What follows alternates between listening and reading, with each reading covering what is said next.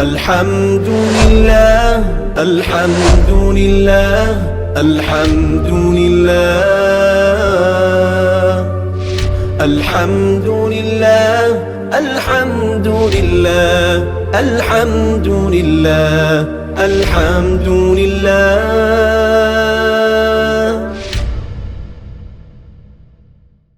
بسم اللہ الرحمن الرحیم.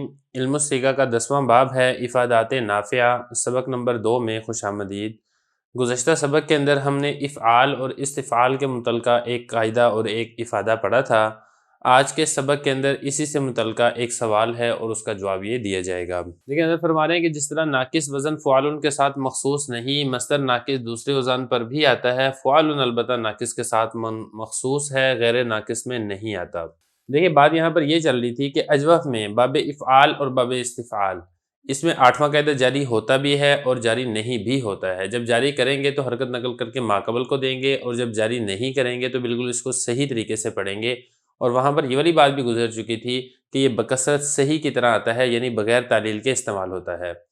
تو حضرت صاحب کے جو استاد صاحب تھے حضرت سید محمد صاحب بریلوی رحمۃ اللہ علیہ، انہوں نے پھر اس کا ایک بہت شاندار ایک اصول بتایا تھا کہ آپ اس کے مصدر میں دیکھیں، اگر مصدر میں واو اور یا الف کے ساتھ ملے ہوئے ہیں تو قاعدہ جاری نہیں کیا جائے گا، اور اسی طریقے سے اگر ملے ہوئے نہیں ہیں تو پھر قاعدہ جاری کیا جائے گا. پھر یہاں پر ایک اور بڑی شاندار بات ذکر فرمائی تھی کہ اگر جو اس کا مصدر ہے باب افعال کا، یہ افعالتن کے وزن پر، اور اسی طریقے سے جو باب استفعال کا مصدر ہے وہ استفعالتن کے وزن پر ہوگا، تو پھر یہاں پر لازمی طور پر ہمیشہ کے ساتھ ہی تعلیل کی جائے گی اور واو اور یا کی حرکت نقل کر کے ماقبل کو دی جائے گی. اور اس کے اوپر پھر ایک اور بات یہ ذکر کی تھی کہ یہ دونوں جو وزن ہیں افعالتن اور استفعالتن، یہ اجوف کے ساتھ ہی مخصوص ہیں، غیر اجوف میں نہیں پائے جاتے ہیں، اور جب بھی اجوف میں پائے جائیں گے تو ان کے اندر لازمی طور پر تعلیل ہوگی. تو یہ سارے پچھلے سبق کا خلاصہ تھا. اب اس کے اوپر ایک اعتراض یہ پیدا ہوتا ہے کہ جس طریقے سے باب افعال ہے اور باب استفعال ہے، یہ اجوف کے علاوہ دیگر کے اندر بھی پائے جاتے ہیں، صحیح میں پائے جاتے ہیں، مثال میں پائے جاتے ہیں، ناقص میں پائے جاتے ہیں، لفیف میں، مرکب وغیرہ سب میں پائے جاتے ہیں. تو پھر اس کی اسی طرح افعالتن اور استفعالتن یہ اجوف کے ساتھ ہی کیوں مخصوص ہیں؟ اگر یہ باب افعال اور باب استفعال کا مصدر ہے تو پھر اس کو چاہیے کہ دیگر ابواب میں بھی پایا جائے، جس طریقے سے جو صحیح کے اعتبار سے جو اس کا باب ہے افعال اور استفعال، وہ اجوف کے علاوہ دیگر 7 اقسام کے ابواب میں بھی پایا جاتا ہے. تو اس کا آگے حضرت یہاں سے جو یہ آج کا سبق ہے اسی سوال کا جواب دے رہے ہیں. لیکن جواب کا خلاصہ یہ ہے کہ اس طریقے سے ہو جاتا ہے کہ کوئی ایک مصدر ہوتا ہے، یہ 2 مصدر ہوتے ہیں، وہ 7 اقسام میں سے ایک قسم کے اوپر تو آتے ہیں، باقی قسموں کے اوپر نہیں آتے ہیں. یہ صرف اور صرف افعالتن اور استفعالتن کے ساتھ مخصوص نہیں ہے. اگر آپ غور کریں گے تو آپ کو اس کے علاوہ دیگر مثالیں بھی مل جائیں گی. مثال کے طور پہ فعالن، اب یہ جو وزن ہے یہ وزن ناقص کے اوپر ہی آتا ہے، غیر ناقص میں نہیں آتا ہے. لیکن اس کا مطلب قطعاً یہ نہیں ہے کہ ناقص میں اس کے علاوہ کوئی اور وزن نہیں آتا ہے. جیسے ہدن، اس کی میں مثال دے لیتا ہوں، ہدا یہدی ہدن. اب یہ جو ہدن ہے، اب یہ ہدن اصل میں کیا تھا؟ ہدا یون، فعلن کے وزن پر. اب یہ دیکھیں اس کے لام کلمہ میں حرف علت یا ہے اور یہ ناقص ہے. خلاصہ کہنے کا یہ ہے کہ جو فعل کا وزن ہے یہ ناقص کے ساتھ خاص ہے، لیکن ناقص فعل کے ساتھ خاص نہیں ہے.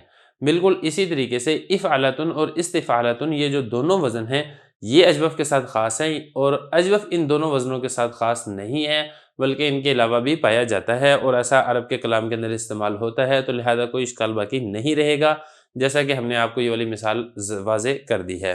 اب ذرا عبارت دیکھیں، انشاءاللہ ساری عبارت حل ہوگی. فرمایا کہ جس طریقے سے ناقص وزن فعل کے ساتھ مخصوص نہیں ہے، ناقص کا جو مصدر ہے وہ دوسرے وزن کے اوپر بھی آتا ہے، لیکن جو فعل ہے یہ ناقص کے ساتھ مخصوص ہے، غیر ناقص میں فعل نہیں آتا ہے. اسی طریقے سے جو اجوف ہے، افعال اور استفعال ان دونوں وزنوں کے ساتھ بھی مخصوص نہیں ہے.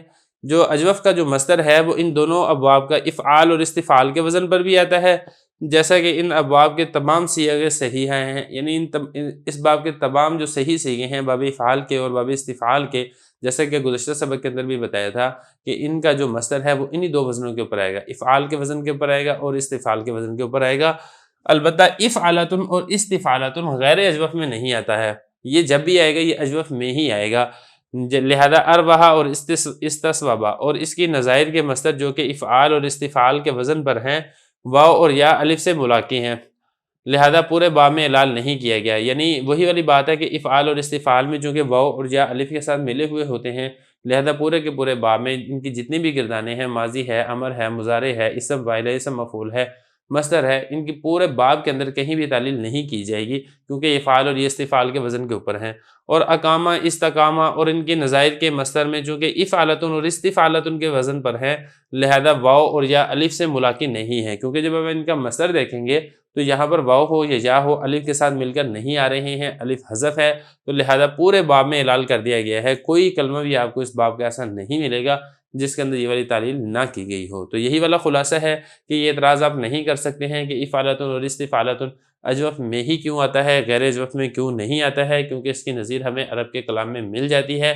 جیسے کہ فعالن کا وزن ناقص میں ہی آتا ہے، غیر ناقص میں نہیں آتا ہے. اس کا قطعاً یہ مطلب نہیں ہے کہ ناقص فعالن کے علاوہ نہیں آتا ہے. بالکل اسی طریقے سے اگر افعالتن اور استفعالتن اجوف میں آتا ہے تو اس کا قطعاً یہ مطلب نہیں ہے کہ اجوف افعالتن اور استفعالتن کے علاوہ نہیں آتا ہے، بلکہ اس کے علاوہ افعال اور استفعال کے وزن پر بھی آتا ہے. فرمایا کہ کوئی کلمہ خلاف قاعدہ نہیں رہا. یہ جو ہم نے اب اصول بتا دیا ہے، اب آپ کو اس طرف جانے کی ضرورت نہیں رہے گی کہ جہاں جہاں پر قاعدہ نہیں جاری ہو رہا ہے وہاں پر یہ شاذ ہے، خلاف قاعدہ ہے. اب یہ دیکھیں اتنی شاندار قاعدے کی تقریر کی گئی ہے کہ جہاں جہاں پر تعلیل ہو رہی ہے وہ بھی قاعدے کے مطابق ہے، اور جہاں جہاں پر تعلیل نہیں ہو رہی ہے وہ بھی قاعدے کے مطابق ہے کہ یہاں پر واو اور یا الف کے ساتھ ملاقی نہیں ہے.